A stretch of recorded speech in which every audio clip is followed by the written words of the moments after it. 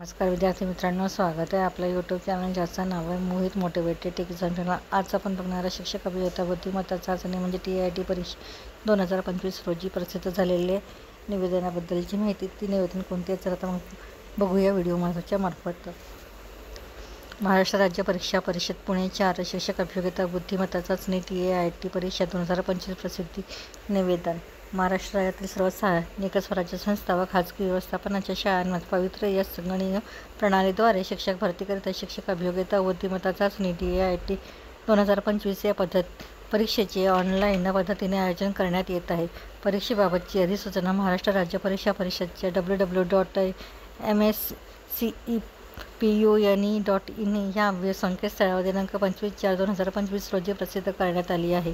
सदर परीक्षेचे ऑनलाईन आवेदनपत्र सादर करण्याची मुदत 10/5/2025 ऐवजी दिनांक 14/5/2025 करण्यात आली आहे। तसेच ऑनलाईन आवेदन शुल्क भरण्याची मुदत दिनांक 14/5/2025 रोजी 23:59 पर्यंत आहे।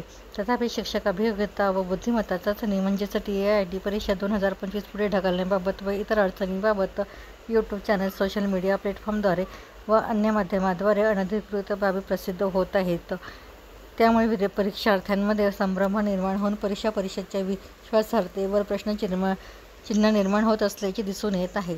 तरी या कार्यालयाचे दिनांक 21/3/2025 या प्रसिद्धी निवेदनाद्वारे महाराष्ट्र राज्यातील सर्व स्थानिक स्वराज्य संस्था व खाजगी व्यवस्थापन शाळांमध्ये पवित्र या संगणकीय प्रणालीद्वारे शिक्षक भरतीकरिता शिक्षक अभियोगिता व बुद्धिमत्ता चाचणी म्हणजे TIT 2025 या परीक्षेचे ऑनलाईन पद्धतीने आयोजन माहे मे व जून 2025 मध्ये करत असल्याचे अवगत करण्यात आले होते।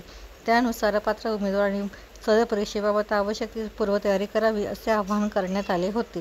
सदर परीक्षेत नियोजित केल्याप्रमाणे घेण्यात येणार आहे। त्यामुळे परीक्षार्थ्यांनी यूट्यूब चॅनल, सोशल मीडिया प्लॅटफॉर्मद्वारे दिल्या जाणाऱ्या बातम्या किंवा अफवांवर विश्वास न ठेवता महाराष्ट्र राज्य परीक्षा परिषदच्या अधिकृत संकेतस्थळावरील वेळोवेळी देण्यात येणाऱ्या सूचना व माहितीचे अवलोकन करावे। महाराष्ट्र राज्य परीक्षा परिषदेच्या अधिकृत वेबसाईट व्यतिरिक्त अन्य माध्यमातून प्रसिद्ध होणाऱ्या चुकीच्या माहितीमुळे विद्यार्थ्यांचे किंवा उमेदवारांचे नुकसान झाल्यास महाराष्ट्र राज्य परीक्षा परिषद हे कार्यालय जबाबदार असणार नाही। तरी विद्यार्थ्यांनी उमेदवारांनी अधिकृत संकेतस्थळावरील माहितीनुसार कार्यवाही करावी, असे मत अनुरोध आयुक्त महाराष्ट्र राज्य परीक्षा परिषद पुणे 4 यांच्याद्वारे स्पष्ट करण्यात आलेलं आहे।